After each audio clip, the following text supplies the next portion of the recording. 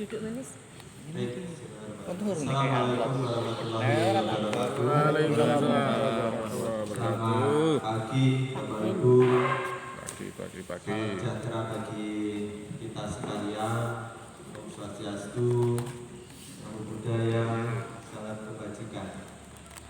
Seperti yang saya hormati teman-teman Kesbangpol, para narasumber dan juga hari ini para senior-senior yang sudah hadir, teman-teman sejawat yang juga berkesempatan meluangkan waktunya untuk kegiatan yang saya kira ini tidak ada henti-hentinya, teman-teman Kesbangpol untuk terus aktif mengaktualisasikan yang namanya Sinau Pancasila. Bagi saya secara pribadi ini program yang terobosan begitu ya, meskipun nanti perlu untuk dievaluasi dan sebagainya, tapi ini menjadi model sekaligus pendekatan yang baru bagaimana pendidikan Pancasila itu mendekat ke warga negara gitu. Jadi hal yang sangat penting. Tentu salam sehat untuk semuanya. Saya kira kita berempat ini saya satu-satunya yang MC. Saya sudah 8 satu-satunya di sini loh. Ayo. Untuk Papua. Jadi Sabtu depan saya dikirim ke Papua, minta doanya selamat saja Bapak Ibu. Jadi diminta untuk merumuskan nasionalisme di perbatasan Papua. Ini tantangan yang bagi saya dulu lama sekali saya tolak, tapi hari ini datang untuk diminta teman-teman pusat untuk mencari model bagaimana menyelamatkan Papua dalam hal bicara nasionalisme begitu. Yang kedua, kemarin teman-teman Kesbangpol kontak, saya sudah lama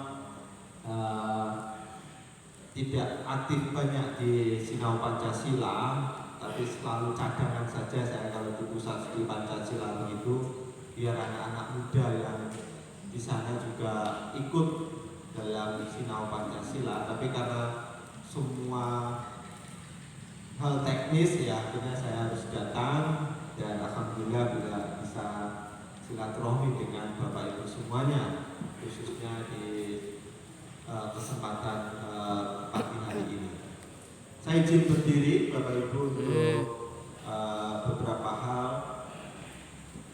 Saya tidak panjang lebar, tapi yang paling penting karena kita hari-hari ini mendekati tahun politik, tahun-tahun di mana saya kira narasi dan gagasan kebangsaan terutama Pancasila ini dekat dengan hari-hari kita gitu. Terakhir yang saya tulis di Kompas kemarin, jangan tantang pada siapapun nanti yang terpilih kira-kira di mana posisi Pancasila, persis seperti yang akan saya sampaikan pagi hari ini. Nah, yang pertama Bapak Ibu, hal yang penting untuk kita kembali sejenak kaitannya dengan kenapa Pancasila menjadi penting untuk kembali kita pahami, kembali kita pelajari begitu. Banyak hal yang kiranya penting untuk kita cermati bersama. Salah satunya adalah berkaitan dengan tantangan kebangsaan kita. Kalau kita kembali pada cerita singkat tentang kenapa Pancasila lahir begitu.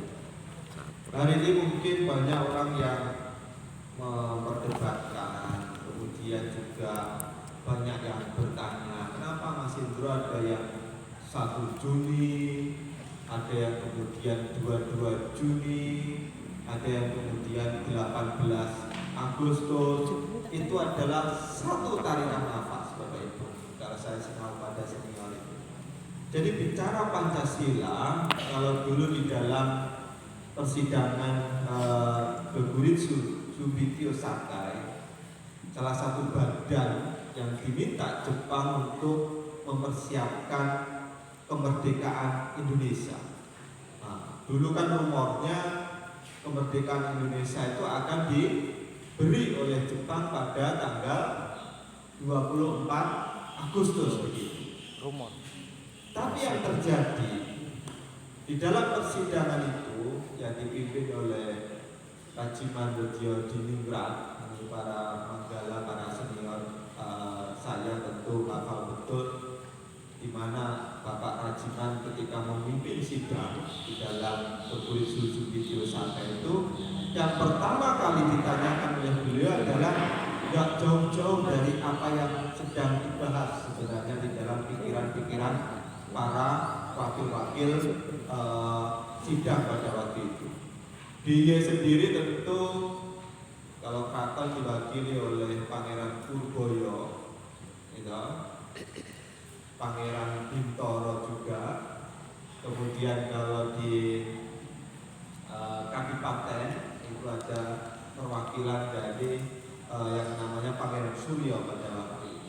Tentu Ki Hajar juga hadir. Banyak tokoh-tokoh Jogja yang hadir di dalam persidangan itu. Tentu Dr. Rajiman sendiri sebagai perwakilan yang memang ditunjuk oleh Goguritsu untuk memimpin sidang. Hari ini beliau dimakamkan di perempatan Wati itu, pojokan itu. Beliau yang di sana itu yang pertama kali bertanya, apa dasar negara kalau Indonesia nanti merdeka? Gitu. Kemudian tiap orang menyampaikan gagasan, mulai dari Komo, Ahmad Yani, Bukta, maupun Hatta, semuanya menyampaikan gagasannya tentang Indonesia merdeka. Termasuk di dalamnya adalah dasar negaranya apa. Yang di dalam persidangan itu yang menarik kemudian ketika sila pertama yang semula memang berbunyi ketuhanan yang Maha Esa, pada tanggal 22 Juni berubah di dalam Piagam Jakarta itu. Bunyinya yang semula ketuhanan yang Maha Esa menjadi ketuhanan dengan kewajiban menjalankan syariat Islam bagi pemeluk-pemeluknya.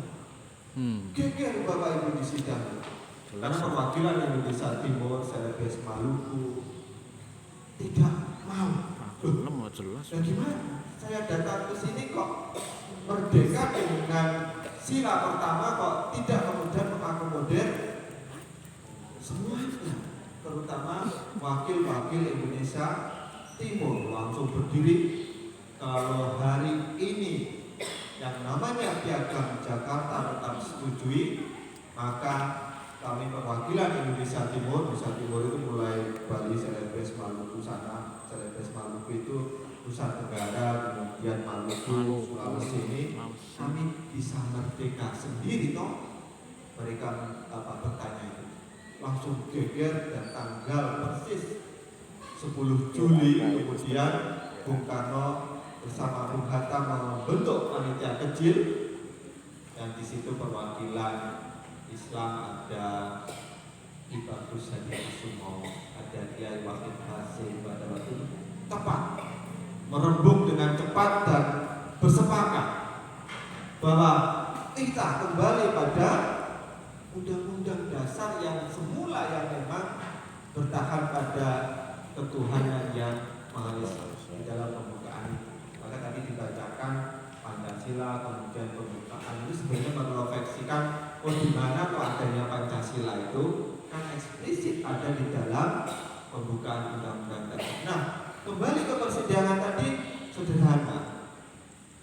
Ki Bagus mengusulkan sudahlah dicoret saja itu 7 kata daripada kita merdeka tapi kita mengkhianati kemerdekaan itu sendiri. Ki Wahid Hasim sederhana juga, sudahlah Pancasila ini adalah wakaf terbesar umat Islam. Jadi selama Indonesia berdiri nanti umat Islam itu akan dapat amal jariah dari Pancasila itu sendiri. Gitu?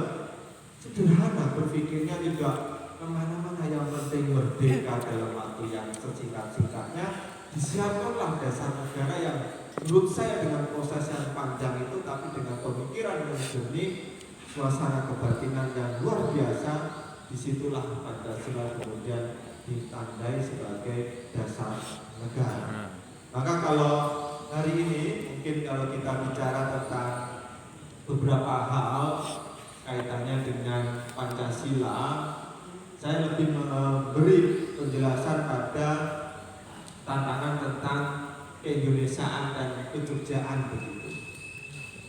Setelah kita tahu bagaimana situasi lahirnya dasar negara tadi, bagaimana sila-sila Pancasila yang dulu banyak orang mengatakan satu yang sifatnya melangit begitu, ya, mengawang-awang begitu, bagaimana ini membumi, ya, teorinya orang mungkin mengenal membumikan Pancasila begitu.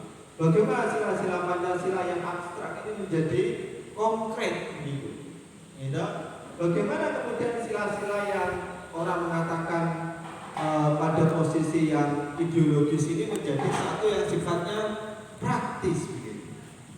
Kan itu tugas kita begitu Bapak Ibu. Kalau kita melihat sejarah yang begitu besar, maka satu hal yang kita tidak boleh lupakan, bagaimana situasi hari ini setelah Pancasila membumi misalnya, setelah Pancasila dalam hal ini menjadi tataran praktek kehidupan sehari-hari, apakah ada tantangan atau tidak? Itu pertanyaan saya pertama. Kalau bicara tantangan, kemarin teman-teman mensurvei adik-adik kita di usia kelas menengah SMA SMK begitu, ada yang sedikit mengganjal dalam pikiran. Belum lama, mungkin 2-3 minggu yang lalu, ada 83,3% adik-adik kita di SMA, di SMK ini survei nasional begitu, memahami bahwa Pancasila bisa diganti. Loh, kaget itu nasional. 83,3% boleh Pancasila itu diganti dengan yang lain. Saya yang lainnya nggak menyebut apa itu ideologi atau kemudian dasar yang lain atau apa. Tapi semua guru-guru saya kira mengamati itu, semua peneliti, semua pengajar Pancasila juga mungkin ambil dengan survei ini.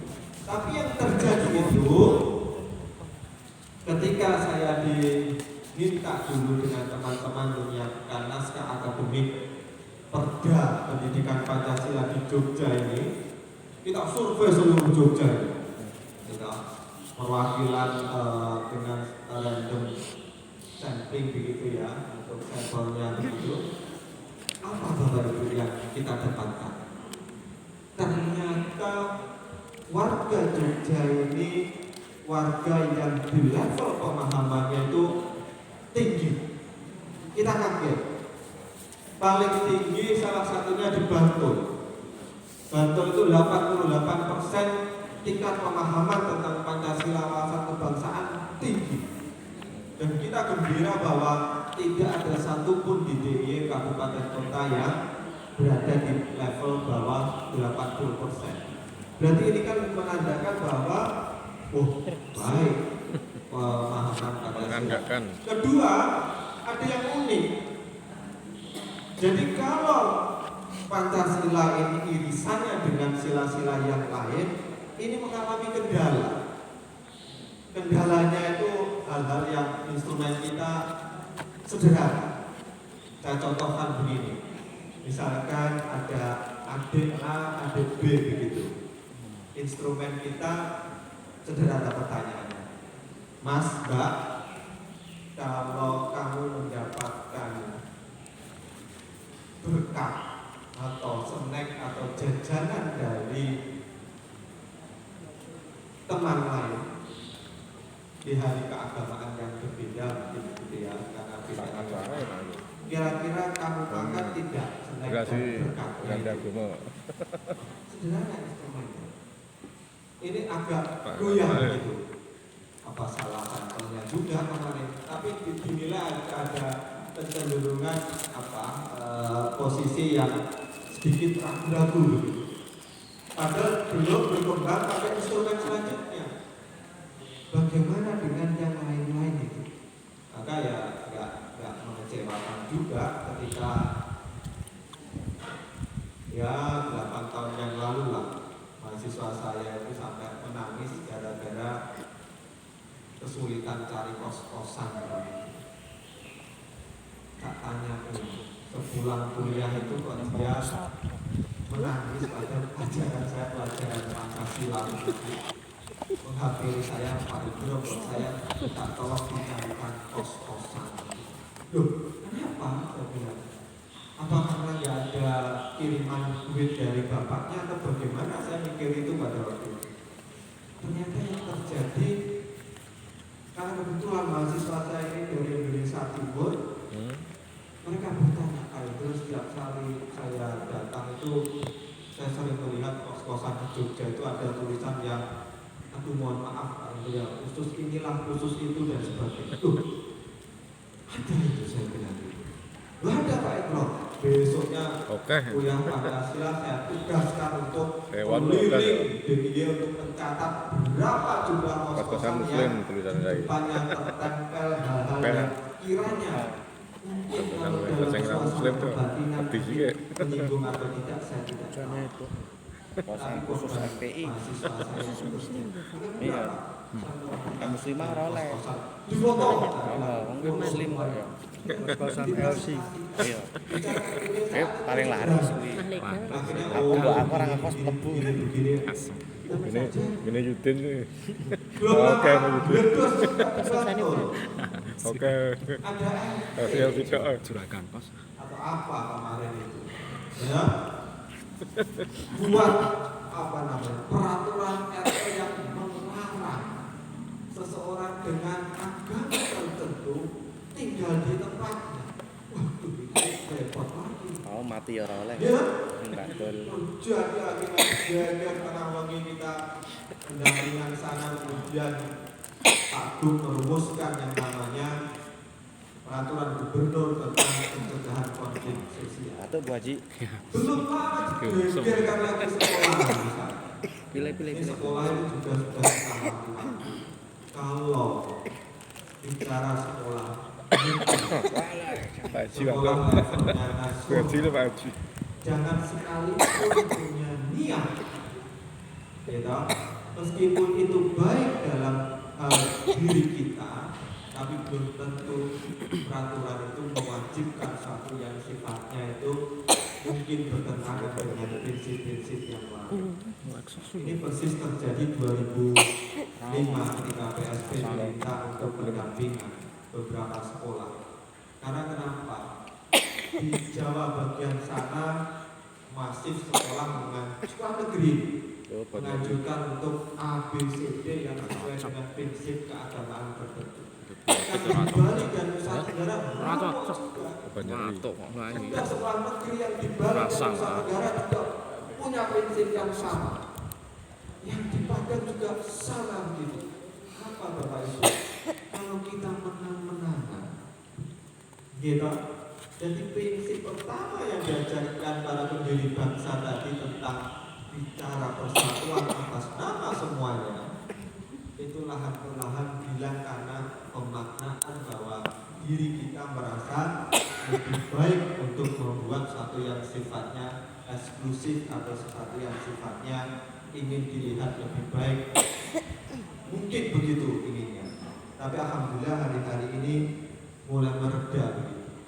Kasus yang terakhir RT itu kemudian juga kaitannya dengan pemahaman-pemahaman yang menyimpang. Dulu kita mendampingi apa ada Pak Indro sekolah di Jogja nggak mau upacara bendera? Ya ada. Kalau kita buka katanya kita mendampingi hampir 2 tahun dulu ya ada. Ada. Jadi Jogja yang ayam ini YouTube alhamdulillah. kita nggak boleh Tapi masalahin fakta orang yang Aku ya mau terjadi yang upacara. saya tidak tahu Lagi di Mau surah sekolah. wilayah-wilayah yang lain menggambarkan sedikit hal yang perlu untuk kita cermati begitu. Maka irisan Oh, keren serta nih. Keren nih. hal-hal tadi Berisik kaitannya kan dengan itu bahasanya tinggi loh ini kalau saya. Nek orang GR ngerokok malah ketok sangat. hal yang perlu untuk kita dalami kembali adalah satu yang Adem-adem sifatnya lagi. saya kira Pas penting. Zap yang dinyangkut Karena keluarnya perda Aja Bung pendidikan Karno, ya. Pancasila dan wawasan kebangsaan Keren ya. itu perda yang ada saya waktu diketok itu Cilik wis koyo ngono. dan benar Bapak Ibu. Campuran. Begitu DIY mengesahkan perda itu banyak daerah Nah, ini meh podo karo sing Sunda Empire bahasane tinggi, podo. tanya tentang Tinggi perda banget. Bangkole wedi dan Dan perda itu adalah perda pertama di Indonesia yang berani memberikan Mantan-mantan dasar nih. tentang pendidikan Pancasila dan wawasan Harus ke Bangkok kelasnya Nur kebangsaan Alba. di daerah. Karena kita istimewa pada akhirnya kita menginspirasi banyak-banyak daerah di Indonesia. Yang terakhir saya kira IKN kemarin Ibu Kota Nusantara yang baru itu juga berkunjung ke DIY belajar tentang Perda Pancasila. Jadi KN yang baru nanti sudah disiapkan wilayah-wilayah yang inklusif yang memang mirip-mirip Jogja begitulah.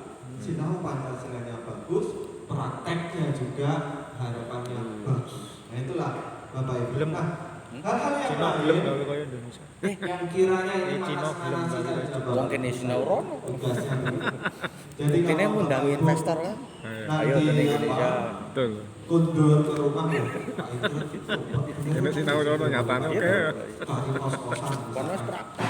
ono tulisannya kuwi toh iso tak ganti wae lah ben ora menyinggung gitu lah. Coba saya cari artinya di mana ya Pak Indro tadi, oh yang sana-sana. Kampung Cina wis oke ning Jadi Indonesia. saya berharap dengan Sinau Pancasila ini kita tadi bicara tentang sejarah singkat Pancasila, kemudian problem-problem tentang Jogjanya, terutama begitu. Kalau problem nasional terlalu jauh, kita belajar di Jogja. Yang menjadi hal penting lagi adalah bagaimana pendekatan, bagaimana caranya. Kapan kita ya tulisannya? Kapan kita ya tulisannya? Oh iya, rasa lucu. Ini sebagai motor penggerak Tinggi. pendidikan Ora Mas iki ngetes pendidikan masyarakat, bagaimana ngetes itu matane bisa Betari. terlaksana dengan baik Bapak Ibu. Gitu. Yang Ini pertama gue perlu ngomong disadari adalah kita tidak perlu berdebat posisi Pancasila itu seperti apa. Sudah selesai bahwa Pancasila itu dasar negara dulu Bapak Ibu. Jadi kalau Bapak Ibu Bersani mungkin banyak hari ini narasi-narasi politik yang berdampingan menabrakkan Pancasila dengan agama, membenturkan Pancasila dengan banyak hal. Yang perlu kita sepakati pertama adalah Pancasila adalah dasar negara. Titik. Penyebutan yang lain sebagai ideologi, sebagai falsafah, sebagai jalan, sebagai bintang penuntut itu adalah perangkat-perangkat yang lain. Makanya saya takutkan terlalu menyebut banyak perangkat ini, lupa posisi Pancasila itu sebagai dasar negara.